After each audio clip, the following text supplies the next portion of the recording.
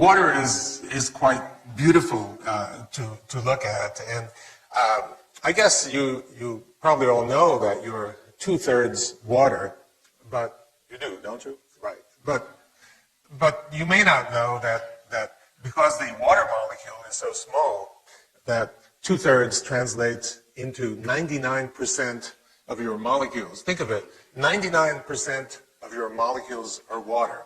So do those, your shoes are carrying around a blob of water, essentially. No, so the question is, in your cell, do those water molecules actually do something? Are these molecules essentially jobless, or do they do something that might be really, really interesting? And for that matter, are we even really sure that water is H2O? We read about that in the textbook, but is it possible that some water is actually not H2O? So these are questions that whose answers are actually not as simple as you think they might be. In fact, we're really in the dark about water. We know so little. And why do we know so little? Well, you probably think that water is so pervasive and it's such a simple molecule that everything ought to be known about water, right? I mean, you'd think it's all there. Well, scientists think the same. Many scientists think, oh, water is so simple that everything must be known. And in fact, that's not at all the case. So let me show you, to start with, a few examples of things about water that we ought to know, but we really haven't a clue. So here's something that you see every day. You see a cloud in the sky, and you haven't asked the question, how does the water get there? Why? I mean, there's only one cloud sitting there, and the water is evaporating everywhere. Why does it go to this cloud, forming what you see there? So another question, could you imagine droplets floating on water? We expect droplets to coalesce instantly with the water. The droplets persist for a long time. And then here's another example of walking on water. This is a lizard from Central America, and because it walks on water, it's called the Jesus Christ lizard.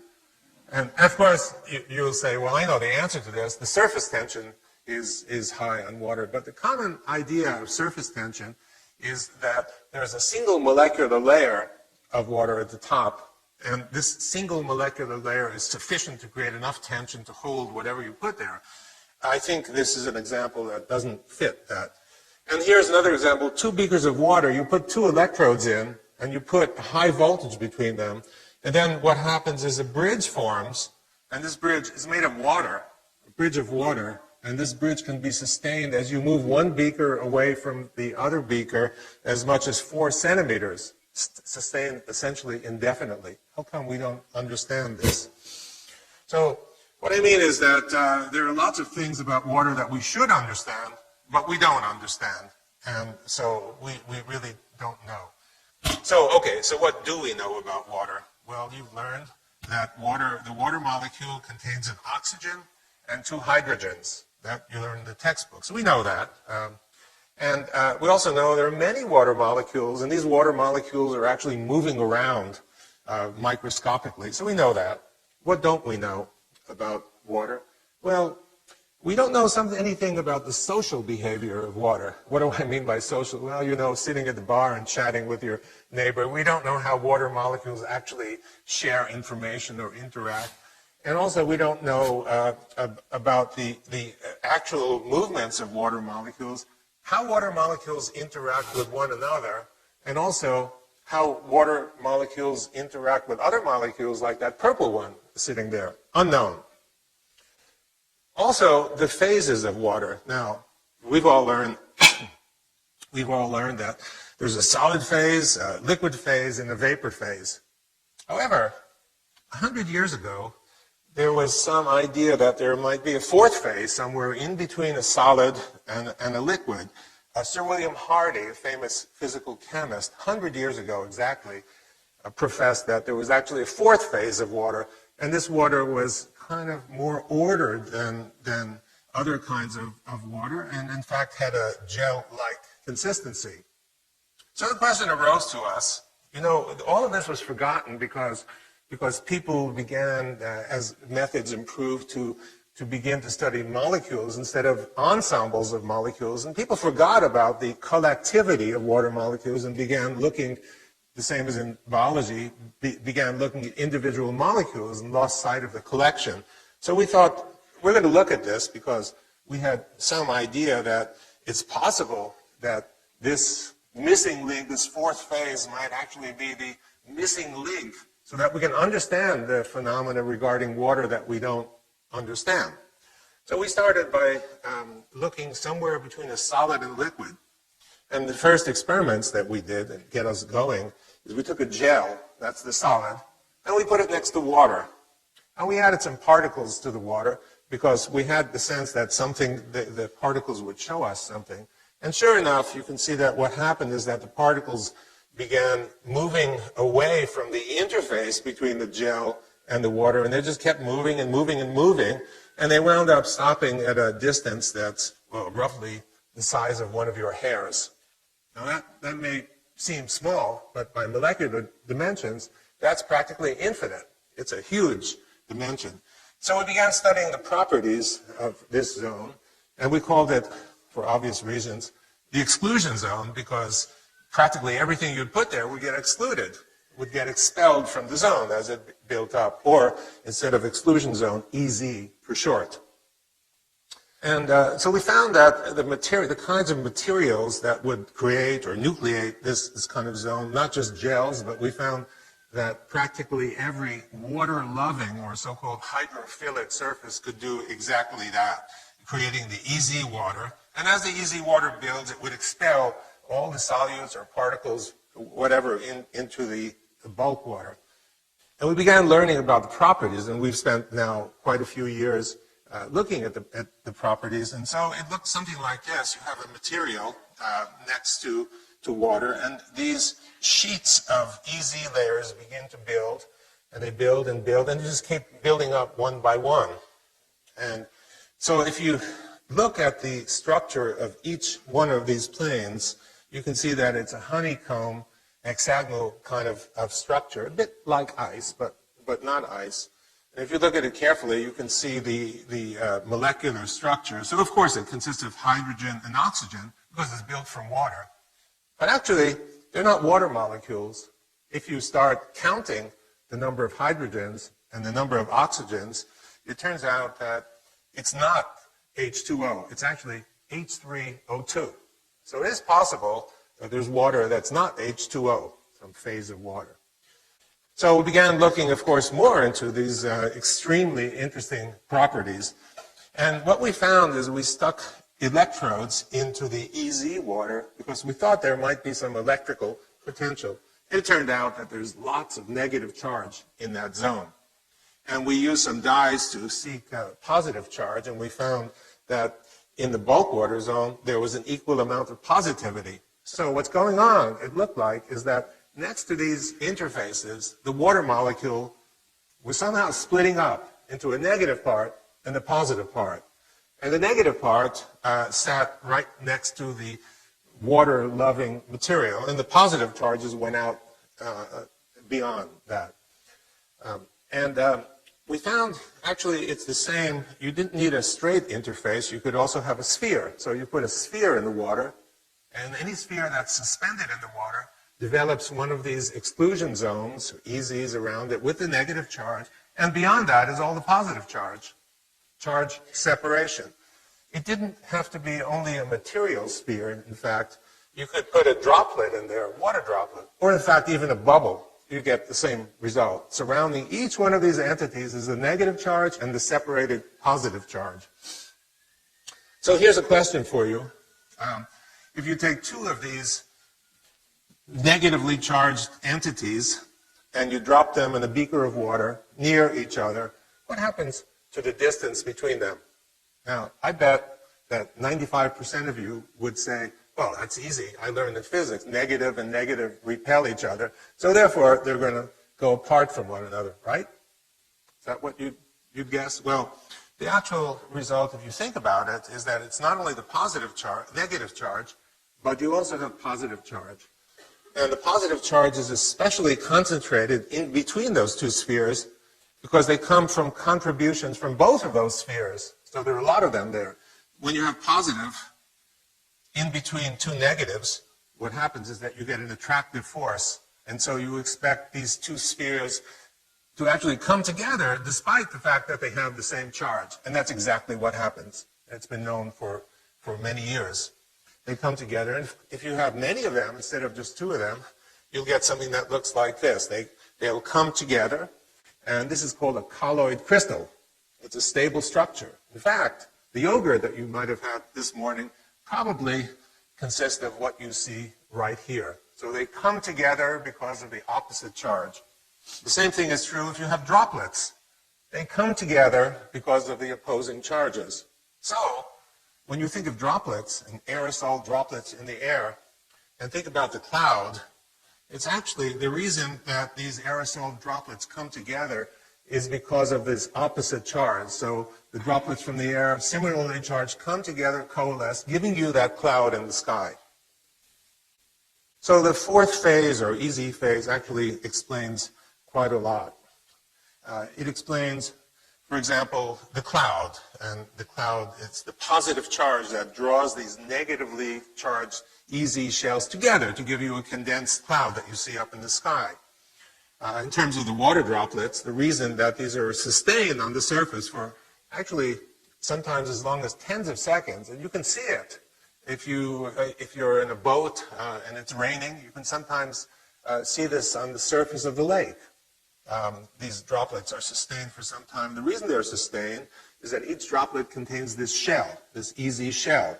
And the shell has to be breached in order for the water to coalesce with the water beneath.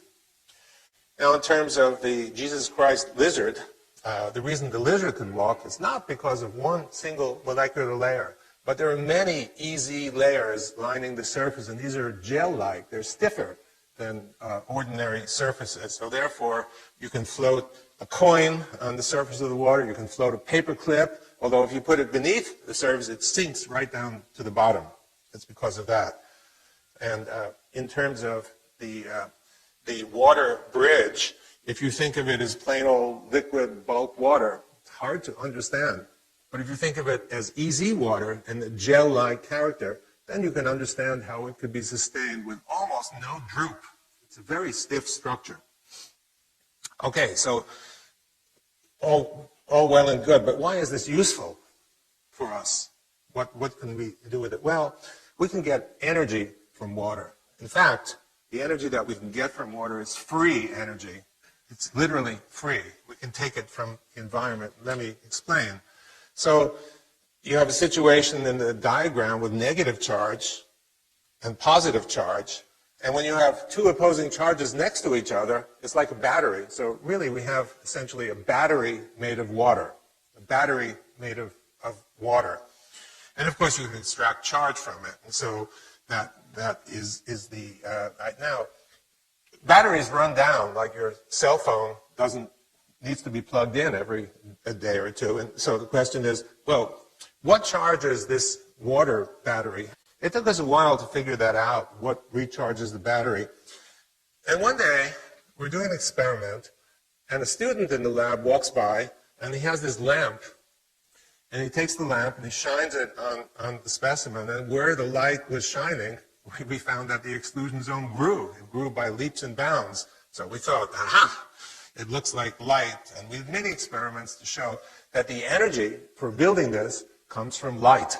It comes not only from the direct light, but also indirect light. What do I mean by indirect light? Well, what I mean is that the indirect light is for example, infrared light that exists all over this auditorium. If we were to turn out all the lights, including the floodlights, and I pulled out my infrared camera and looked at the audience, you'd see a very clear, bright image. And if I looked at the walls, you'd see a very clear image. And the reason for that is that everything is giving off infrared energy. You're giving off infrared energy. That's the energy that's most effective in building this charge separation in this fourth phase.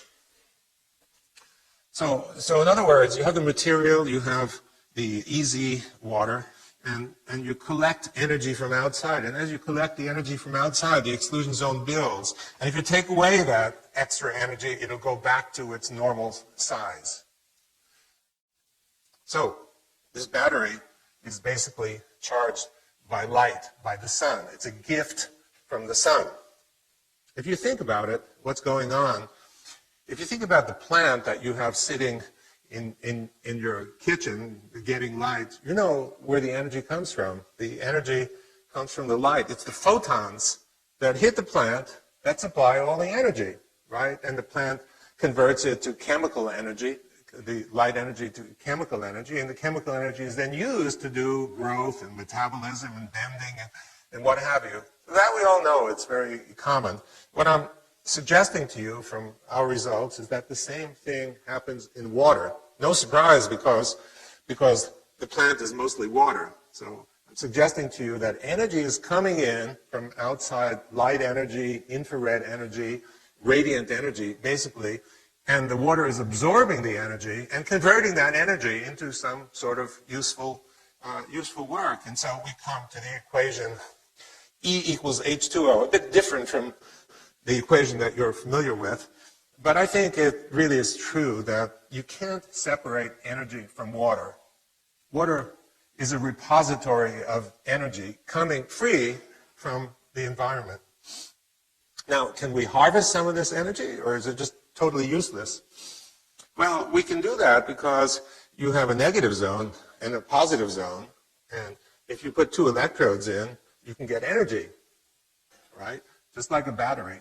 And we've done that, and we're able to, for example, a very simple optical display can be run from the energy that you can get from here. And obviously, we need to build it up into something bigger and more major in order to get the energy. This is free energy, and it comes from water. Another opportunity that we've been developing is getting clear, free drinking water. So if you have a hydrophilic material, and you put contaminated water next to it with junk that you want to get rid of. So what happens, as I've shown you, is that the stuff gets excluded from beyond the exclusion zone, and the remaining EZ doesn't have any contaminants. So you can put bacteria there, and the bacteria would go out. And because the exclusion zone is big, it's easy to extract the water and harvest it. And we've done that, and we're working on trying to make it practical. Well, one of the things we noticed is that it looks as though salt is also excluded. So we're now thinking about extending this, putting in ocean water, and you put the ocean water in, and if the salt is excluded, then you simply take the EZ water, which should be free of salt, and you can get drinking water then out of this. Also, getting biological energy. So the cells are full of macromolecules, proteins, nucleic acids, and each one of these is a nucleating site to build EZ water. So around each one of these is EZ water. Now, the EZ water is negatively charged, and the region beyond is positively charged. So you have charge separation, and these separated charges are free, available to drive reactions inside your cells. So what it means really is it's a kind of photosynthesis that your cells are doing. The light is being absorbed, converted into charge separation, just the same that happens in photosynthesis, and these charges are used by you. One example of this is obtaining energy on a larger scale. I mean, the energy is coming in all the time from all over. And it's absorbed by you actually quite deeply. If you take a flashlight and you shine the flashlight through the palm, you can actually see it through here. So it penetrates quite deeply. And you have many blood vessels all around you, especially capillaries near the periphery. And it's possible that some of this energy that's coming in is used to help drive the blood flow. And let me explain that in a moment. So what you see here is the microcirculation. It's a piece of muscle, and you can see a few capillaries winding their way through. And in these capillaries are the red blood cells that you can see. A typical red blood cell looks like on the upper right, it's big, but when they actually flow, they bend. The reason they bend is that the vessel is too small. So the vessel is sometimes even half the size of the red blood cells. They're going to squinch and go through. Now, it requires quite a bit of energy to do that, and the question is, does your heart really supply all the energy that's necessary for driving this event? And what we found is a surprise. We found that if we take a hollow tube made of hydrophilic material, just like a straw, and we put the straw in the water, we found constant, unending flow that goes through. So here's the experiment. Here's the tube, and you can see that the tube is put in the water. We fill it the inside just to make sure it's completely filled inside and put it into the water. And the water contains some spheres, some particles, so we can detect any movements that occur. And you look in the microscope, and what you find looks like this: unending flow through the tube. It can go on for a full day, as long as we've looked at it. So it's free. Light is driving this flow in a tube. No extra source of energy other than light. So if you think about the human and think about the energy that's being absorbed in your water and in your cells, it's possible that we may use some of this energy to drive biological processes in a way that you had not envisioned before. So what I presented to you has many implications for science and technology that we've just begun thinking about. And the most important is that the radiant energy is absorbed by the water and giving energy to the water in terms of chemical potential. And this may be used in biological contexts, for example, as in flow, but many other, blood flow, in many other contexts as well. And when you think of chemical reactions that involve water, you just think of a molecule sitting in the water. But what I've shown you is not just that. You have the molecule or the particle, easy, positive charge, the effect of light. All of those need to be taken into account. So it may be necessary to reconsider many of the kinds of reactions or understanding these reactions that we've learned about in our chemistry class. Weather. So I've shown you about clouds. The critical factor is charge. If you take a course in weather and such, you hear that the most critical factors are temperature and pressure. Charge is almost not mentioned, despite the fact that you can see lightning and thunder all the time. But charges may be much more important than pressure and temperature in giving us the kind of weather that we see. Health. When you're sick, the doctor says, drink water. There may be more to that than meets the eye. And in food, food is mostly water. We don't think of food as being water, but it's mostly water. If we want to understand how to freeze it, how to preserve it, how to avoid dehydration, we must know something about the nature of water, and we're beginning to understand about that. In terms of practical uses, there's desalination, a possibility. And by the way, the desalination, where you need it most is where the sun shines the most, in dry areas. So the energy for doing all this is available, freely available to do it. And for standard filtration as well, a very simple way of removing bacteria and such from drinking water. It could be actually quite cheap for third world countries. And finally, getting electricity out of water through the sun's energy that comes in. That's another possibility. So I've tried to explain to you how water's fourth phase, really understanding that water has not 3 phases, but 4 phases. And understanding the fourth phase, I think, is the key to unlock the door to understanding of many, many phenomena. And mostly, what we like most is understanding the gentle beauty of nature. Thank you very much. Thank you.